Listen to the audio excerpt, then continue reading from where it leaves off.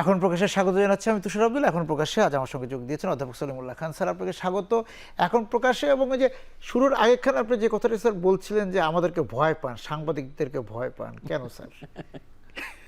না, আপনারা কখন যে কি বলেন সে ঠিক নেই। কথা তো আপনাদের কাছ থেকে শিখি আমরা। এখন যে সব প্রশ্ন করেন সবগুলো উত্তর জানি না। আপনাদের সামনে গেলে মনে হয় পরীক্ষা দিতে বসেছি। শিক্ষককে ছাত্ররা যেভাবে ভয় পায় সেরকম ভয় পায় আর কি। কিন্তু এই যে ভয় পান, তার তো একটা নিশ্চয়ই একটা পূর্ব অভিজ্ঞতা বা মানে সামাজিকভাবে কি সেরকম একটা পরিবেশ বা আবহাওয়া যাই বলি না কেন, সেটা কি আপনি সেটা মুখোমুখি হয়েছেন কখনো, যে ভয় পাওয়ার কারণ হয়ে উঠলো বা কারণ ছিল? ক্ষমতা মানুষকে একটু করে হলেও দুর্নীতিগ্রস্ত করে। ক্ষমতা যখন চরম হয় তখন তাকে চরম দুর্নীতিগ্রস্ত করে। আপনি নিশ্চয়ই অস্বীকার করবেন না, মিডিয়ার মালিক হওয়া অথবা এমনকি মিডিয়ার পরিচালক হওয়া কর্মচারী হিসেবে হলো কিছুটা ক্ষমতা দেয়। তো ক্ষমতা দরকার কে না ভয় পাবে। ধরুন, বেশি আগের কথা বলি না, গত 15 বছরে আমরা আপনাদের সহকর্মীদের মধ্যে সবাই না হোক কাউকে কাউকে দেখেছি তারা আমাদেরকে রীতিমতো অপদস্থ করেছে। একটা অপদস্থ হচ্ছে কোনো যখন টেলিভিশন শোতে যায় তখন তারা এমন সব প্রশ্ন করে আপনাকে যেটা আপনাকে অ্যাম্বারাস করে, যেমন বিব্রত করে। হ্যাঁ, বিব্রত করে। যেমন একটা উদাহরণ দেওয়া যায় যে একসময় বাঙালি মুসলমান কথা বলাটা বিপজ্জনক ছিল টেলিভিশনে। নাম বলতে তো আমার আপত্তি নেই, যেমন 71 টিভিতে আমি বেশ কয়েকবার বাঙালি মুসলমান নিয়ে প্রোগ্রাম করেছি। তো তারা মনে করছে বাঙালি বললেই তো হবে, মুসলমান বলার দরকার কি। আমি বলছি না, বাঙালি মুসলমান একটা ঘটনা। আমি ঘটনা কথাটা আক্ষরিক করতেই বলছি যে ইতিহাসের মধ্য দিয়ে বাঙালিদের একটি অংশ ইসলাম ধর্ম গ্রহণ করেছে। বাঙালি অর্থে যে তারা বাংলাদেশে বসবাস করেন এবং তারা বাংলা ভাষার কাছাকাছি কোনো ভাষায় কথা বলতেন, তারা বাঙালি বলে পরিচিত হয়েছেন নৃতাত্ত্বিকভাবে। কিন্তু ধর্মবিশ্বাসের দিকে তারা ইসলাম গ্রহণ করেছেন। কিন্তু তাদের আরও একটা পরিচয় আছে, তারা ছিলেন একটা নিপীড়িত জনগোষ্ঠী। তো সেই জনগোষ্ঠীর যে আশা আকাঙ্ক্ষা, যেটা আস্তে আস্তে জাতি হয়ে ওঠে। একটা জনগোষ্ঠী জন্মেই জাতি হয় না, জাতি হওয়ার জন্য তার একটা ইচ্ছা, তার একটা শক্তি এবং একটা সংঘবদ্ধতা লাগে। তো সেই দিক থেকে ইতিহাসে যে জনগোষ্ঠীকে বাঙালি বলা হয়েছে তার মধ্যে বিভাজন দেখা দিয়েছে। সেই বিভাজন থেকে আবার একটা নতুন সংঘবদ্ধ গোষ্ঠী গড়ে উঠেছে, যার পরিণতিতে আমরা শেষ পর্যায়ে বলছি 1947 সনে বাংলাদেশ যে রাষ্ট্র এখন গঠিত হয়েছে তার প্রথম ভ্রূণটা পেলাম। নাম ছিল তখন পূর্ববঙ্গ। পরে 10 বছর পরে এটার নাম হলো পূর্ব পাকিস্তান। তার 12-13 বছর পরে এটার নাম হলো বাংলাদেশ। বাংলাদেশ প্রথমে বানানে লেখা হতো, আপনার মনে থাকতে পারে, বাংলা এবং দেশ দুটো আলাদা শব্দ হতো, এখন এক শব্দ করেছে। তার মানে একটা পরিবর্তনের মধ্যে দিয়ে যায়। তো এই কথাটা উঠলো কি জন্য? বাংলাদেশ স্বাধীন হওয়ার পর বলা হলো বাংলাদেশের সংবিধানে বাংলাদেশের অধিবাসীগণ বাঙালি বলিয়া পরিচিত হইবেন এবং অন্যান্য যে ক্ষুদ্র জাতিগোষ্ঠী আছে তাদের কোনো স্বীকৃতি রইল না। আবার বাংলাদেশের নাগরিকগণ বাংলাদেশি, কিন্তু বাংলাদেশের অধিবাসীগণ একই সাথে বাঙালি হবেন। তখন এই প্রশ্নটা উঠল, বাংলাদেশের মানুষের মধ্যে যে নানা জাতি গোষ্ঠী, বিশেষ করে নানা শ্রেণী আছে, সেই শ্রেণীর কথাটা কিন্তু পরিষ্কার করে বলা হলো না। বাংলাদেশের সব মানুষ মিলে বাংলাদেশ, যাদের অপর নাম নাগরিক, কিন্তু তার মধ্যে আর্থিকভাবে ধনী দরিদ্র আছে। মুক্তিযুদ্ধের লক্ষ্য ছিল সবার মধ্যে অপেক্ষাকৃত সমতা বিধান করা, সেটা না করে অপেক্ষাকৃত বৈষম্য বাড়ছে। এই সমস্ত কথা বলা রীতিমতো কঠিন ছিল। একটা উদাহরণে আমি আপনাকে দিলাম, বাংলাদেশের অধিবাসীগণ বাঙালি হলেও বাংলাদেশের যে রাষ্ট্রসীমাটা 1947 সনে তৈরি হয়েছে, অনেকে এটা বলছে সাম্প্রদায়িক। আমি কিন্তু ওই চিন্তার সাথে পুরোপুরি একমত হতে পারতাম না। ফলে মাঝে মাঝে মনে হতো আমি একা। এই একাকিত্ব যে কি ভয়ের, সেটা তো আপনি বুঝতেই পারেন। মানুষ তো দলে চলতে চায়, আমি কোনো দল খুঁজে পেতাম না। আমি বললাম যে না, আমি একমাত্র একজনের লেখাই মনোযোগ দিয়ে পড়তাম, তার নাম আহমদ ছফা। উনি 1976 সনে একটা নিবন্ধ লিখেছিলেন, নাম বাঙালি মুসলমানের মন। সেখানে উনি বলছেন বাঙালি মুসলমান ঐতিহাসিকভাবে একটি নির্যাতিত গোষ্ঠী এবং তার যে এই যে পশ্চাৎপদ অবস্থা, এর কারণ সে বাঙালি বলেও নয় অথবা সে মুসলমান বলেও নয়। কারণটা হচ্ছে সে ঐতিহাসিকভাবে একটা পতিত নিপীড়িত অবস্থা থেকে ইসলাম ধর্ম গ্রহণ করেছিল, কিন্তু যে আশা আকাঙ্ক্ষা নিয়ে ইসলাম গ্রহণ করেছিল সেটা পূর্ণ হয় নাই, তার ফলাফল অন্যদিকে গেছে। আমি সেই কথাটাকে প্রতিধ্বনি পেলাম 1971-এর মুক্তিযুদ্ধে। মানুষ বিপুল পরিমাণ আত্মত্যাগের মাধ্যমে বাংলাদেশের স্বাধীনতা যুদ্ধে ঝাঁপিয়ে পড়েছিল, কিন্তু নেতৃত্বের আমি বলবো ব্যাপতুমতি যাত্রার ফলে বাংলাদেশের মুক্তিযুদ্ধের ফলাফল বলতে গেলে অপরে আত্মসাৎ করেছে। এই কথাটা বলা কঠিন ছিল।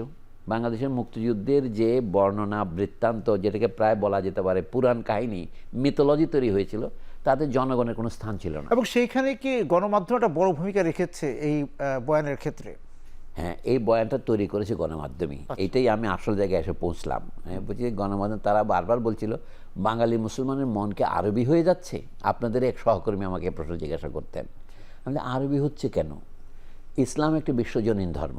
চীনের মুসলমান যখন ইসলাম গ্রহণ করবে তখন সে চীনা থেকেই ইসলাম গ্রহণ করবে, সেটা আরবি হবে না। তো বাংলাদেশের মুসলমান যখন ইসলাম গ্রহণ করবে তখন সে বাঙালি হয়ে মুসলমান হবে। এখন আসলে আপনার আপত্তিটা মুসলমানে, কিন্তু আপনি মুসলমান কথাটা বলে বিব্রত করতে চান না নিজেকে, সেই জন্য আরবি বলেন। এটা তো সত্য যে ইসলাম ধর্ম আরব থেকেই প্রচারিত হয়েছে, যেমন বৌদ্ধ ধর্ম ভারত থেকে প্রচারিত হয়েছে। চীনারা বৌদ্ধ ধর্ম গ্রহণ করেছে, জাপানিরা গ্রহণ করেছে, কোরিয়ার এক উল্লেখযোগ্য অংশ গ্রহণ করেছে। তারা কি ভারতীয় হয়ে গেছে? হ্যাঁ, এটা ঠিক যে বৌদ্ধ ধর্মের উৎপত্তি যেহেতু ভারত থেকে, আবার বহু ধর্মের উৎপত্তি ভারতেই, তাই বলে তারা তো ভারতীয় হয়ে যায় নাই। আমাদের ধর্ম যেটা আরব দেশ থেকে এসেছে সেটাকে আমরা কিভাবে গ্রহণ করব? আমরা বাংলাদেশের রূপে এটাকে গ্রহণ করব, এবং তাই করা হয়েছে। এই জন্য বাংলাদেশের লোক সালাদ বলে না, নামাজ বলে। বাংলাদেশের লোক আপনার সিয়াম বলে না, বাংলাদেশের লোক রোজা বলে। কিন্তু এখন সম্প্রতি একটা প্রবণতা তৈরি হয়েছিল বাঙালি মুসলমানদের মধ্যে, সিয়াম সাধনা বলতে হবে, সালাদ বলতে হবে, আপনার আরও বহু রকম শব্দ আছে। এই সমস্ত জিনিস নিয়ে একটা অস্বস্তির মধ্যে ছিলাম গত কয়েক বছরে। আমরা মানে গত কয়েক বছর, গত 15 বছর, তার আগেও ছিল। সেইটা মাঝে মাঝে মিডিয়াতে দেখলাম খারাপ রিপোর্টিং হয়। এই রবীন্দ্রনাথকে ঘিরে তর্ক, আমি উদাহরণ দিয়ে বললাম। আমি যেটা বলি নাই সেটা আমার নামে অ্যাট্রিবিউট করে সংবাদপত্রে। যেমন বলেন রবীন্দ্রনাথকে ঢাকা বিশ্ববিদ্যালয়ের প্রতিষ্ঠার বিরোধিতা করেছিলেন। আমি পরিষ্কারভাবে বলেছি বিভিন্ন শোতে, রবীন্দ্রনাথের সময়কালে বাংলাদেশে ঢাকা এবং কলকাতা কেন্দ্রিক যারা উচ্চবিত্ত সমাজ, যাদের বেশিরভাগই সম্প্রদায়গতভাবে হিন্দু এবং উচ্চবর্ণের হিন্দু, যেমন আনন্দচন্দ্র রায় ঢাকার উকিলদের নেতা ছিলেন, অথবা স্যার গুরুদাস বন্দ্যোপাধ্যায়, মানে অনেকগুলো এরকম বড় বড় আইনজীবী ছিলেন, এবং স্যার আশুতোষ মুখোপাধ্যায়, এরকম বড় বড় লোক যারা ছিলেন তারা সকলেই ঢাকা বিশ্ববিদ্যালয় প্রতিষ্ঠার বিরোধিতা করেছিলেন। এবং তারা যেহেতু রবীন্দ্রনাথের ঘনিষ্ঠ ছিলেন, রবীন্দ্রনাথ তার বিরুদ্ধে যেহেতু প্রতিবাদ করেননি, লোকে ধরে নিয়েছে রবীন্দ্রনাথের বিরোধী ছিলেন। কিন্তু রবীন্দ্রনাথ বিরোধিতা করেছেন এই কথা আমি কথাও বলি নাই, কিন্তু আমার নামে প্রচার হলো যে সলিমুল্লাহ খান বলেছেন রবীন্দ্রনাথ ঢাকা বিশ্ববিদ্যালয়ের প্রতিষ্ঠার বিরোধিতা করেছিলেন, যেটাগুলো হয় মিস রিপোর্টিং। আরেকটা উদাহরণ দিই আপনাকে। সম্প্রতি আমি এক পত্রিকার সম্পর্কে কথা বলতে গিয়ে দেখলাম যে তারা বলছে কি বিপ্লব রিপোর্ট হয়েছে প্রথম আলো পত্রিকাতেই, সলিমুল্লাহ খান বলেছেন বিপ্লব ব্যর্থ হয়েছে। এই যে এখনকার বিপ্লব, আমি বলেছিলাম এই কথা জুলাই অভ্যুত্থানের বিপ্লব। এই যে বেশি দিন আগে না, আমার 2 সপ্তাহ আগে, এখানে একটা ইউনিভার্সিটি আছে ঢাকার ফার্ম গেটের কাছে, ওই ইউনিভার্সিটিতে এশিয়া প্যাসিফিকেটের নাম, ওখানে ইউপিএলের সাথে যৌথ উদ্যোগে একটা বই মেলা হয়েছে। বই মেলাতে একটি বইয়ের নাম হচ্ছে মনোজগতের উপনিবেশায়ন, ডিকলোনাইজিং দ্য মাইন্ড নামে একটা বই লিখেছিলেন কেনিয়ার পণ্ডিত নগুগি ওয়া থিউঙ্গো। এটার বাংলা অনুবাদ করেছেন একজন তরুণ অধ্যাপক জাহাঙ্গীরনগর বিশ্ববিদ্যালয়ে, সেটার প্রকাশনা অনুষ্ঠান বলা যেতে পারে। তো সেখানে আমি আপনাকে একটা কথা তুলেছিলাম, এই বাংলাদেশে এই যে আমরা গণতন্ত্রের কথা বলছি, গণতন্ত্র কি? ভোট দিয়ে 5 বছর পর পর আমরা আমাদের নেতা নির্বাচন করি, এমপি নির্বাচন করি, এটাই তো গণতন্ত্র। হ্যাঁ, আমাদের এই গণতন্ত্রতে আমরা বহুবার নির্বাচন করেছি। শেখ হাসিনার আমলে 3 বার নির্বাচন ভণ্ডুল হয়েছে, বিনা নির্বাচনে তিনি ক্ষমতায় ছিলেন, এটা মেনে নিলাম। এর আগে তো কতগুলো নির্বাচন হয়েছিল, আমরা কম বেশি মেনে নিয়েছিলাম, কম বেশি বৈধ মনেছিলাম। তার ফলেও পরিবর্তনটা কী হয়েছে? আমি একটা উদাহরণ দিলাম। গণতন্ত্র যদি জীবনের সর্বক্ষেত্রে প্রসারিত করতে হয়, একটা ক্ষেত্র বেছে নিয়ে কথা বলেছি আমি, যেমন শিক্ষাক্ষেত্র। তো শিক্ষাক্ষেত্রে যে ক্রমাগত যে শিক্ষায় বৈষম্য তৈরি হচ্ছে, শিক্ষাকে আমরা বলেছিলাম অধিকার, কিন্তু শিক্ষা এখন একটা পণ্যে পরিণত হয়েছে। অর্থাৎ পয়সা না দিলে আপনি শিক্ষা পাচ্ছেন না, উচ্চশিক্ষা, এমনকি প্রাথমিক শিক্ষাও সর্বজনীন হয়নি। এই কথা প্রসঙ্গে আমি বললাম যে দেশে একে তো আছে ইংলিশ মিডিয়াম আর বেঙ্গলি মিডিয়াম, তারপরে আবার বেঙ্গলি মিডিয়ামের মধ্যে ইংলিশ ভার্সন, এই যে ক্রমাগত। এবং এক জায়গায় বিজ্ঞাপন দেখলাম মজা, একটা Akij international school and college বলে একটা প্রতিষ্ঠান আছে মোহাম্মদপুরে, সেইখানে মোহাম্মদপুর নবোদয় হাউজিংয়ের পরে মোহাম্মদিয়া হাউজিং লিমিটেডে ঢোকার সময় রাস্তায় লেখা আছে Akij international school and college. সেখানে লিখছে কি আমাদের ইংলিশ ভার্সন ইংলিশ মিডিয়ামের সমতুল্য। তখন আমি টের পেলাম ইংলিশ ভার্সন ইংলিশ মিডিয়াম বলে দুটো জিনিস আছে। আমি এটা হচ্ছে কেন? আচ্ছা, সেটা বুঝলাম বিশ্ববিদ্যালয় পর্যায়ে কেন ইংরেজি মিডিয়াম চলে তার একটা কারণ আছে। আমাদের শিক্ষকেরা বই লিখতে পারেন না, আমরা বিদেশ থেকে আমদানি করা ইংরেজি বই পড়াই, সোজা কথায় পাঠ্যপুস্তক নাই, সেটা মেনে নিলাম। কিন্তু হাই স্কুলে কী অবস্থা? হাই স্কুলে তো একসময় বাংলা মিডিয়ামে ছিল আমাদের। স্যার আমি একটু বিরতিতে যেতে হবে। আমি একটু শেষ করি। জি। আমাদের প্রাথমিক বিদ্যালয়ের বইগুলো তো আপনি ইংরেজি মিডিয়ামে না করে বাংলা করতে পারতেন। আমি যে কথাটা বলি সেটা বলে শেষ করি। KG1 KG2 এইগুলি ইংরেজি মিডিয়ামে পড়াচ্ছেন কেন? আমি বলেছি কি আগের সরকার এগুলিকে ক্রমশ উৎসাহিত করেছে, শেখ হাসিনা সরকার, কিন্তু ইউনূস সরকার কি এসব বিষয়ে কোনো বক্তব্য দিয়েছে?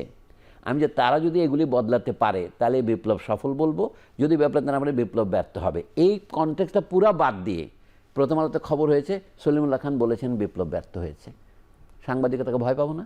জি, আমি বিরতিতে যাচ্ছি স্যার। ফিরে এসে আপনাকে জানতে চাবো যে এই যে গণমাধ্যমের মাধ্যমে সাধারণ মানুষের মধ্যে মানে মিডিয়া বাহিত যে রোগ বা ব্যাধি ছড়িয়ে পড়ে নানাভাবে, সেইটার স্যার আপনার ওষুধ কি বা পর্যবেক্ষণটা কি সেটা একটু শুনবো স্যার বিরতি থেকে ফিরে এসে। দর্শক, এখন প্রকাশ্যে বিরতিতে যাচ্ছি, ফিরে এসে কথা হবে। সঙ্গে আছেন অধ্যাপক সলিমুল্লাহ খান।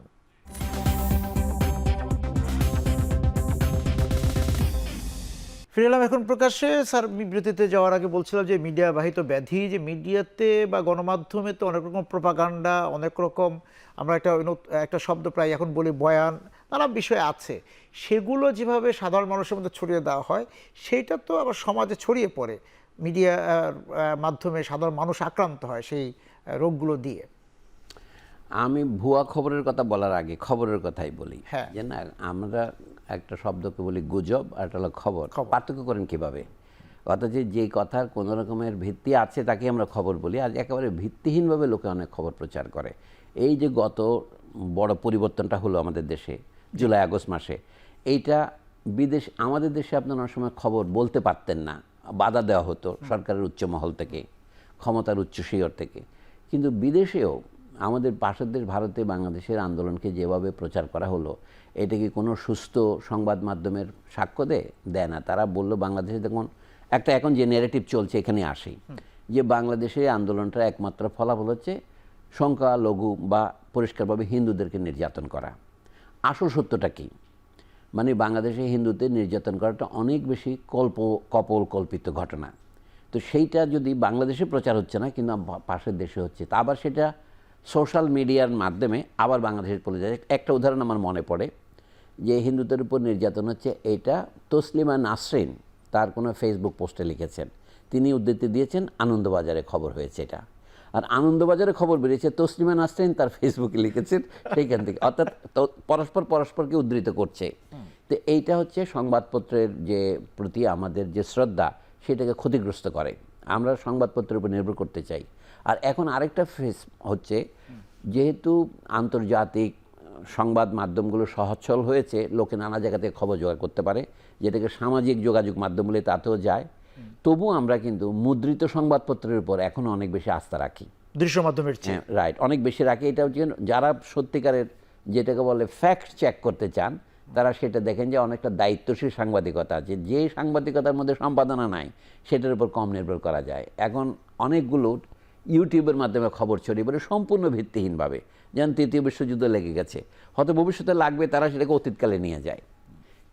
কিন্তু আমাদের সমাজে যে সমস্ত সমস্যা এখন দেখা দিচ্ছে, পরস্পরের মধ্যে হানাহানি বৃদ্ধি, এখন এটা কি হচ্ছে? আমরা যেটা আশা করেছিলাম অগস্টের পরিবর্তনের পর দেশকে আমাদের একটা অন্তত শান্তি শৃঙ্খলার পথে নিয়ে যাওয়া হবে, আইন শৃঙ্খলা পরিস্থিতির উন্নতি করতে হবে, কিন্তু সেটা তো পদে পদে ব্যাহত হচ্ছে। এই ক্ষেত্রে সংবাদপত্র এবং সংবাদ মাধ্যম কী ভূমিকা পালন করছে? আমার যখনই পিছনে ফিরে তাকাই, সংবাদ মাধ্যমের বন্ধুরা যে গত সরকারের সময় একত্রের সাথে অনিবার্যতই তার সফর সঙ্গী হিসেবে যায় চাটুকারিতা, মানে সেটা এমন পর্যায়ে পৌঁছেছিল মানুষ সংবাদ মাধ্যমকে বিশ্বাস করতে শেখেনি। যারা অনেকে প্রতিযোগিতা সাংবাদিক, অনেকে এখন জেলে আছেন, কিন্তু বেশিরভাগ তো জেলের বাইরে আছেন, তারা যা করেছেন সেটার জন্য তারা যে দায়িত্বশীল হতেন, জনগণের সামনে তারা একটা ব্যাখ্যা হাজির করতেন। কিন্তু তারা যে কোনো রকমের ব্যাখ্যা হাজির না করে এখন বরঞ্চ গোপনে তারা ফেসবুক স্ট্যাটাস দিচ্ছেন, যারা দেশের ভিতরে না বাইরে আছেন বুঝতে পারি না, সেগুলি অনেক সময় একটা বিমর্ষ অবস্থা তৈরি করে, মানে আরো বিভ্রান্তি ছড়াচ্ছে। আরো বিভ্রান্তি ছড়াচ্ছে মানে কি, তারা যেটা বোঝাতে চাচ্ছেন, অনেকেই বলতেছেন এই ইউনূস সরকার হচ্ছে একটা ষড়যন্ত্রের ফল। কিন্তু এখানে জলজান্ত যে একটা গণ অভ্যুত্থান হলো, এটাকে তারা মোটেই ঘটনা হিসেবে দেখতে চাচ্ছে এত প্রাণ গেল। তাদের কিন্তু প্রাণ তো প্রাণই নয়, তার প্রাণের কোনো মূল্যই নেই। অথবা তারা যে কথাগুলো বলছেন সেগুলোর পেছনে কোন শক্তি ক্রিয়াশীল আমি জানি না, কিন্তু তারা মোটামুটি আমাদের ছাত্রদের এবং জনগণের বিপুল পরিমাণ আত্মত্যাগ, তার আগে তাদের বিপুল পরিমাণ ক্ষয়ক্ষতি, সেটাকে তারা ধর্তব্যের মধ্যেই আনছে না। তারা একবার বলছে পাকিস্তানের আইএসআই, আর বলছে মার্কিন ষড়যন্ত্র, এর মাধ্যমে দেশে পরিবর্তন হয়েছে। এটা ঠিক যে পৃথিবীর যে কোনো শক্তি পরিবর্তনের সুযোগ তো গ্রহণ করবেই, কিন্তু এইটার মধ্যে যে 15 বছর বা তারও চেয়ে বেশি ধরে জনগণের মধ্যে যে চাপা ক্ষোভ, তার বিস্ফোরণ বলছেন আপনি?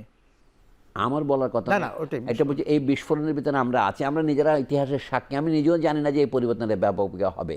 এখন যখন হেঁটে যাই, ধরুন মেট্রো রেলের নিচ দিয়ে যখন যাই, এই যে বিচিত্র দেয়ালের লেখন, এটা তো আমাদের একটা বিশ্ববিদ্যালয়ে আমরা 20 বছরে যা শেখাই নাই, আমি তো 1 ঘন্টার যাত্রা তার চেয়ে বেশি শিখি।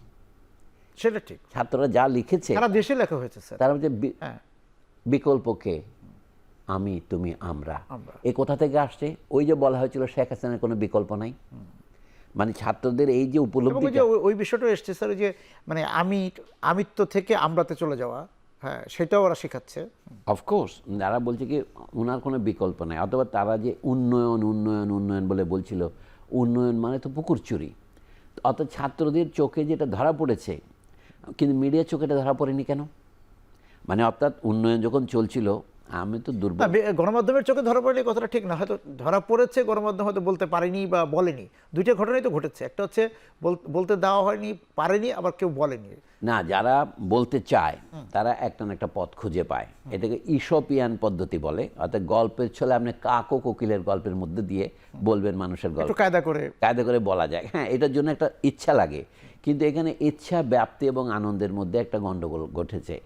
যারা আপনাদের বন্ধুদের দেখেছেন, যারা গিয়ে সম্মেলনে গেছেন, ওই আপনার কথাই ধার করে বলি, পোষা পাখি সম্মেলনে যারা গিয়েছেন, তো তারা সেই পোষা পাখিরা তারা কিচিরমিচির করেছে। মানে কেউ কেউ কিছু প্রাপ্তি যোগের জন্যে, আর কেউ কেউ হয়তো তারা দেখতেই পায় নাই, সমর্থন করেছে।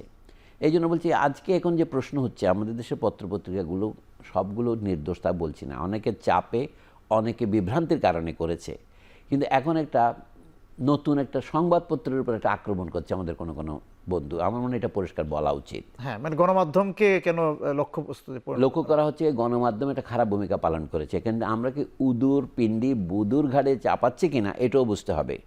গণ্ডগোলের অর্থটা কি? গণমাধ্যম এক ধরনের নৈতিক সমর্থন দিয়েছে, যেটাকে আমরা বলি যে বয়ান, এটা তৈরি করে গণমাধ্যমের ভূমিকা আছে। গণমাধ্যম ছাড়া আরও আছে, পাঠ্যপুস্তক আছে, আমাদের যত সাংস্কৃতিক প্রতিষ্ঠান আছে, ধরুন জাদুঘর, শিল্পকলা একাডেমি, শিশু একাডেমি, বাংলা একাডেমি, এই জাতীয় যে সরকারি প্রতিষ্ঠানগুলো আছে, নজরুল ইনস্টিটিউট, এইগুলির মধ্য দিয়ে একটা বয়ান তৈরি হয়। যেমন কে জাতীয় কবি, কে জাতীয় কবিতা নয়, রবীন্দ্রনাথের জন্য কত ঘন্টা ব্যয় করবেন, নজরুলের জন্য কত ঘন্টা ব্যয় করবেন, এগুলো সব কিছুই তরুণদের মনের উপর প্রভাব বিস্তারের কতগুলো মাধ্যম। তো সব ক্ষেত্রে একটা বিভ্রান্তি ছড়ানো হয়েছে। যেমন ভাষার মধ্যেও মানুষের স্বাভাবিক ভাষাকে বিকৃত করে, মানে সরকারি প্রতিষ্ঠানগুলো কী ব্যবহার করে, আমি একটু উদাহরণ দিলে আপনি পরিষ্কার হবে সেটা। আমরা ছোটোবেলা থেকে শুনে এসেছি সেন্সাসের বাংলা হচ্ছে আদমশুমারি, কিন্তু সরকারের পরিসংখ্যান দপ্তর এটার নাম দিয়েছে জনশুমারি।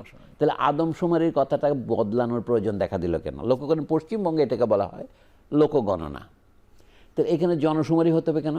অনেকে এর ভিতরে একটা কুযুক্তি দিয়েছে, সেটা কি, আদম বলতে পুরুষ বোঝায়, জন বলতে নারী পুরুষ উভয়কে বোঝায়। এটা কিন্তু কুযুক্তি। আসল যুক্তি হচ্ছে আবহাওয়া না বলে পশ্চিমবঙ্গে জল হাওয়া বলে কেন? অর্থাৎ বাংলা ভাষার মধ্যে এই যে নানা বয়ান তৈরি হচ্ছে, এইটাতে আমাদের গণমাধ্যম কি ভূমিকা পালন করেছে? আমি গণমাধ্যমের একটা ভূমিকার কথা বলি, অনেকের কাছে হতে। আমি একটু বিরতিতে থেকে ফিরে এসে আপনার কাছ থেকে এই বাকি কথাটা শুনবো। দর্শক, এখন প্রকাশ্যে বিরতিতে যাচ্ছি, ফিরে এসে কথা হবে। সঙ্গে আছেন অধ্যাপক সলিমুল্লাহ খান।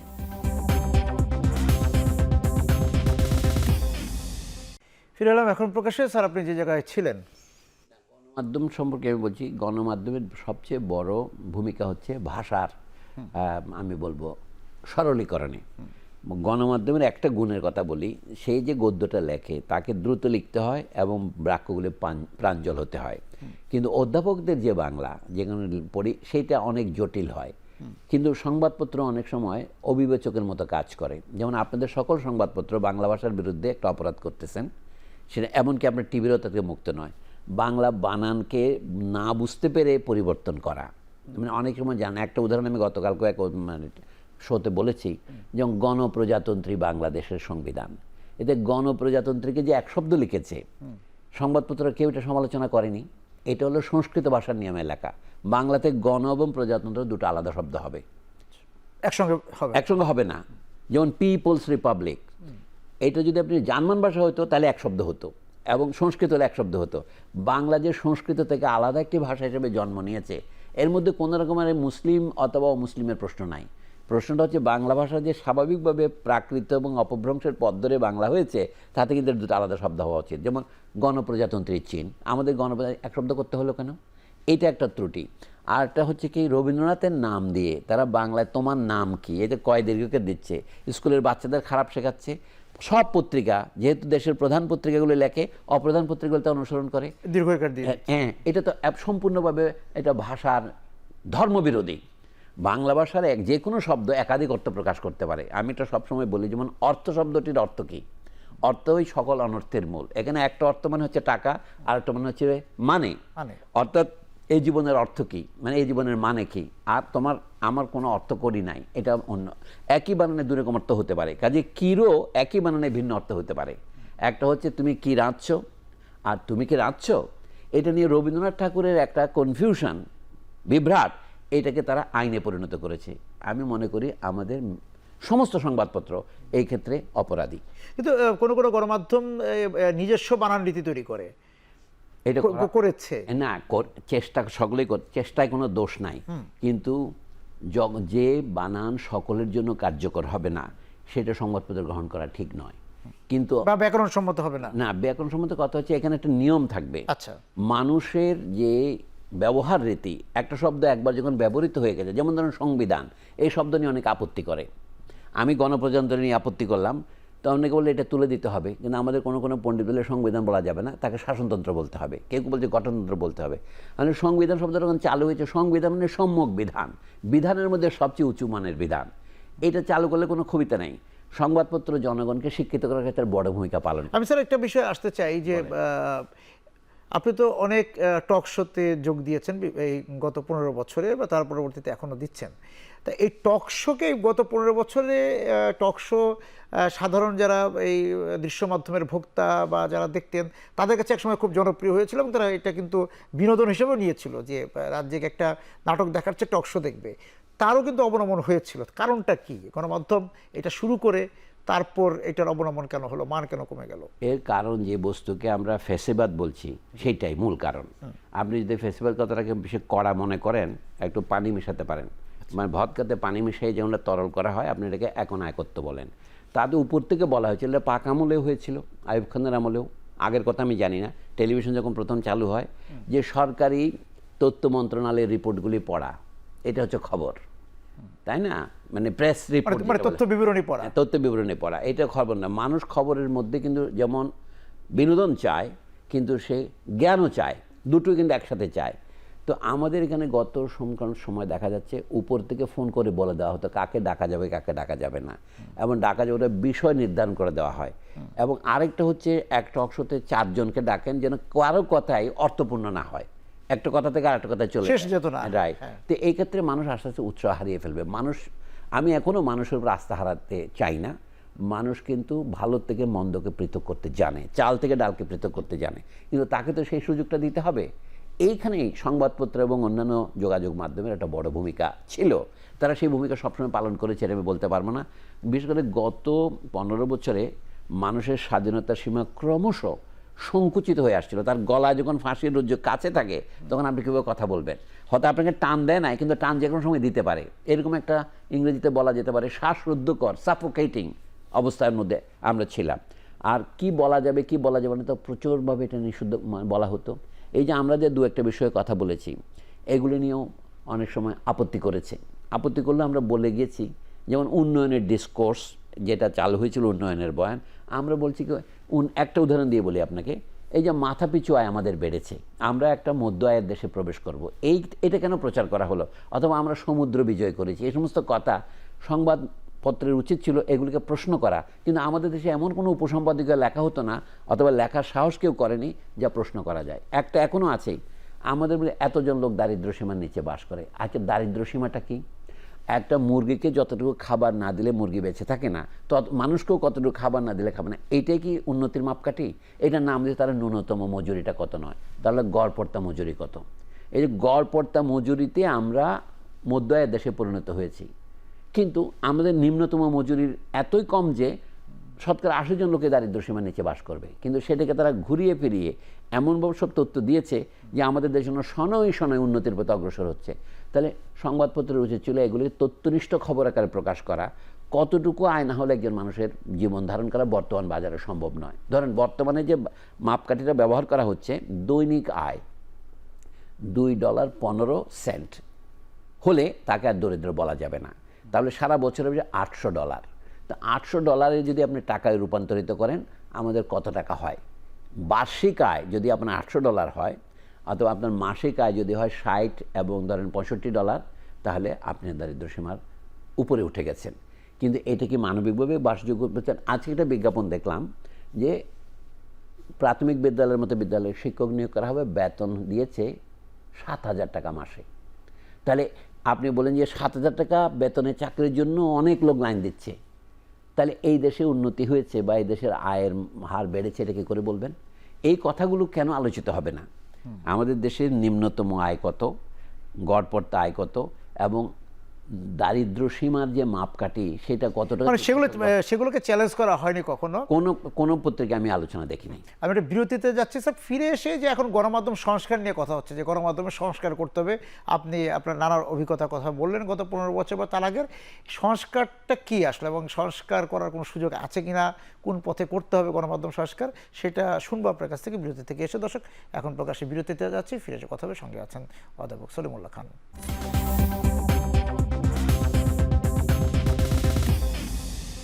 ফিরে এলাম এখন প্রকাশ্যে। স্যার, সংস্কার নিয়ে কথা হচ্ছে, নানা বিষয়ের সংস্কার, আমাদের গণমাধ্যম সংস্কারের কথা বলা হচ্ছে, এটা কমিশনও গঠন হয়েছে। তা আপনার কাছে কি মনে হয়, গণমাধ্যম সংস্কার করতে গিয়ে কোন দিকগুলো, কোন বিষয়গুলো আসলে তালিকায় ওঠানো উচিত? প্রথম সংস্কার হচ্ছে আমাদের সংবিধানে যেটা উল্লেখ আছে, সংবাদপত্রের স্বাধীনতা নিশ্চিত করা হলো। মানে সংবাদপত্রটা হচ্ছে অনুবাদ করেছি আমরা প্রেসের, ফ্রিডম অফ দ্য প্রেস। তো এর আগে কথা আছে আমাদের কি বিবেকের স্বাধীনতা দেওয়া হলো, কিন্তু বাক প্রকাশের স্বাধীনতায় অনেকগুলো বাধা নিষেধ আরোপ করা হয়েছে। কিন্তু আমাদের দেশে আরও কতগুলো স্বাধীনতাকে খর্ব করা হয়েছে। সংবাদপত্রের স্বাধীনতাকে বুঝতে হলে এই পটভূমিটা বুঝতে হবে। যেমন শ্রমিকদের ট্রেড ইউনিয়ন করার অধিকার থাকলেও শ্রমিকদের ধর্মঘটের অধিকার স্বীকার করা হয়নি। অনেকগুলো ক্ষেত্রেই দেখা যাচ্ছে নিজের অধিকারকে বাস্তবায়ন করার জন্য মানুষের যা না করলেই নয়, যেমন ধর্মঘটে যাওয়া, সেগুলিকে নিরুৎসাহিত করা হয়েছে। তাহলে আমাদের যে বাক স্বাধীনতা এবং ব্যক্তির বিবেক প্রকাশের স্বাধীনতার সাথে যুক্ত করে বলা হয়েছে সংবাদপত্রের স্বাধীনতা নিশ্চিত করা হলো। সংস্কারের পথে আমি মনে করি প্রথম কাজ হচ্ছে সংবাদপত্রের স্বাধীনতা নিশ্চিত করা। কিন্তু স্বাধীনতাটা কি জিনিস? সংবাদপত্র যেটা দেখবে অসঙ্গতিপূর্ণ সেটা প্রকাশ করবে, যে সংবাদ সরকার প্রকাশ করতে চায় না সংবাদপত্র সেটা ফাঁস করবে। কিন্তু আমরা গত সরকারের সময় কি দেখেছি, যে সচিবালয়ে ঢুকেছে কোনো সাংবাদিক এবং তাকে রীতিমতো আটকে রাখা হয়েছে। অর্থাৎ সাংবাদিকদের যে মর্যাদা এবং তার যে আমি বলবো সামাজিক গুরুত্ব, সেটাকে সম্পূর্ণভাবে অবহেলা করে এবং সংবাদপত্রের সাংবাদিকদের অনেককে কীভাবে জেলে নিক্ষেপ করা হয়েছে আমরা এগুলো জানি। অনেককে গুম করা হয়েছে। মানে কী জন্য? তারা সোশ্যাল মিডিয়াতে লিখেছে, প্রধানমন্ত্রীকে বা অন্য কাউকে নিয়ে ব্যঙ্গ করেছে, অথবা তারা কোনো গোপন তথ্য প্রকাশ করেছে, এই জন্য তাদের কোনো কার্টুন এঁকেছে। আর কোনো সাংবাদিককে তো হত্যাই করা হয়েছে, আমরা যার বিচার এখনো হয়নি। 117 বার আপনার রিপোর্ট পেছানো হচ্ছে। এই অবস্থায় সংস্কারের মানে হচ্ছে, আমি বলবো প্রথমে সাংবাদিকদের বিরুদ্ধে মালিক সহ এটা পরিষ্কার বলতে হবে, শুধু সরকার নয়।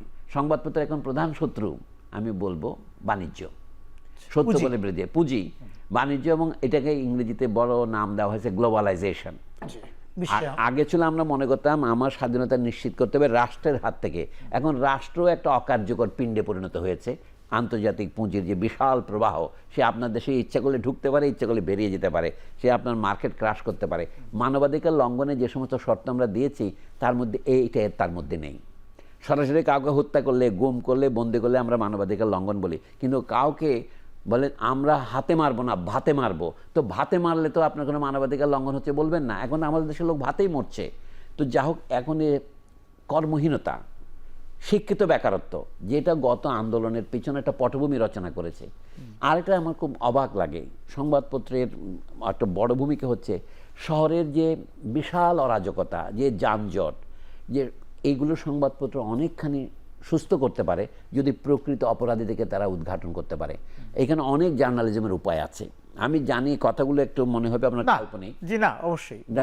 সংস্কারের প্রথম ক্ষেত্র হচ্ছে রাষ্ট্রকে আমরা বাধ্য করতে পারি যেন সংবাদপত্রের সাংবাদিকদের বিরুদ্ধে যে সমস্ত অপরাধ হয়েছে সেটা বিনা বিচারে বা বিনা চ্যালেঞ্জে যাবে না। যেটাকে জাতিসংঘ আপনার ইউনেস্কো একটা দিন পালন করে 2রা নভেম্বর, তাই না, immunity against the crimes done against the journalist, সেটা শেষ করতে হবে। ওরা 2রা নভেম্বর বেছে নিয়েছে। আমরা একটা আলোচনা সভার আয়োজন করেছিলাম ইউল্যাবে 7 তারিখ নভেম্বরের, সেই কথা আমরা বলেছিলাম।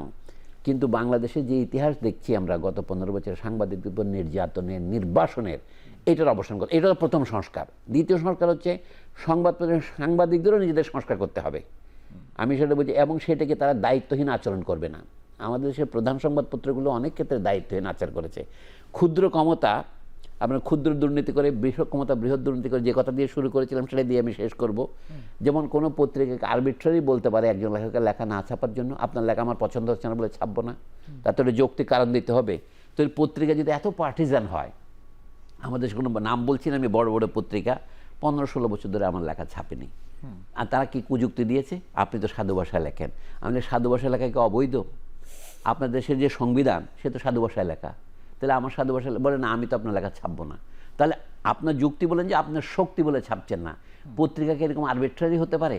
অর্থাৎ তার যে ক্ষমতা আছে সংবাদ, সে আমাকে পছন্দ করে না বলে আমার লেখা ছাপবে না। আমি তো আমার মত আপনি ছাপেন, আমার বিরুদ্ধে মতটাও ছাপেন, তাহলে পত্রিকা একটা জীবন্ত তর্ক। আপনি টকশোর কথা বলছেন, টকশোতে আপনি ভিন্ন মত হলে আপনাকে ডাকে না। আমি আরও একটু উদাহরণ দিই, নিজের উদাহরণ দেওয়ার খুব অসবু কাজ এবং চাই না। এই যে দেশের যে প্রধান প্রতিষ্ঠান বাংলা একাডেমি, আমাকে 21 বছর বাংলা একাডেমিতে ঢুকতে দেয়নি। 21শে ফেব্রুয়ারির অনুষ্ঠান থেকে শুরু করে, বইমেলার অনুষ্ঠান থেকে শুরু করে কোনো অনুষ্ঠানে আমাকে ডাকেনি 2003 সনের পরে এই 2024 সন পর্যন্ত। আক্ষরিকত বলছি, নিজেকে উদাহরণ তো খুব ভালো। সেক্ষেত্রে স্যার, যে আপনি যেটা বলছেন যে একটা হচ্ছে রাষ্ট্রের কথা বললেন, যে রাষ্ট্রের কিছু দায়িত্ব আছে সংস্কার, আর সাংবাদিকদের নিজেদেরই সংস্কার করতে হবে, আত্মসংস্কার। অবশ্যই। এই যে তারা যে তোষামোদ এবং রাজনীতির ভাষা আবিষ্কার করেছে, মোহাম্মদ আব্দুল হাইকে স্মরণ করে বলছি, এই সাংবাদিকদেরকে সাংবাদিকতা ভাষায় কথা বলতে হবে। তাহলে সাংবাদিকতার একটা প্যাটোয়া আছে, মানে তাদের ঘরোয়া ভাষা আছে, সে যেটাকে বলে বস্তুনিষ্ঠতা রক্ষা করবে। তা না করে সে নেত্রী করতে থাকে, এটা যেমন খারাপ। এবং এখন তারা যখন, আমাদের তো হাউস বলে তো চাকরির তো কোনো গ্যারান্টি নাই। আমি যেন আগে সাংবাদিকদের পক্ষ নিয়ে বলেছি আগে, তাদের চাকুরির গ্যারান্টি, জীবনের গ্যারান্টি, এগুলো দেওয়ার দায়িত্ব রাষ্ট্রের এবং একটা রেগুলেটেড কমিশনের। কিন্তু তাদের যে দায়িত্বটা পালন করতে হবে সেটা সাংবাদিকতাই করতে হবে। দলীয় চাটুকারিতা অথবা যে বাণিজ্যিক হাউসের চাকরি করি, আজকে এই হাউস আছে, কাল এই হাউসে আছি, এইটা করছে, এটা আমি আত্মসমালোচনা করি বলি। আমরা যে সমস্ত বিশ্ববিদ্যালয়ে মাস্টারি করি, এগুলো তো বিশ্ববিদ্যালয় নয়, মানে এগুলি হচ্ছে কি আমরা মালিকের চাকরি করছি, এটা বিশ্ববিদ্যালয়ের শিক্ষকতার অবমাননা। একইভাবে যারা সংবাদপত্র সেবী আছেন তারাও অনেক সময় সংবাদপত্র শিল্পেরই অবমাননা করছেন, এটুকু আমি বলছি। স্যার, আপনাকে অনেক ধন্যবাদ আজকে আমাদের সঙ্গে যোগ দেওয়ার জন্য। দর্শক যারা ছিলেন আজকে এখন প্রকাশের সঙ্গে, আপনাদেরকে ধন্যবাদ জানিয়ে শেষ করছি আজকের এখন প্রকাশ। শুভরাত্রি।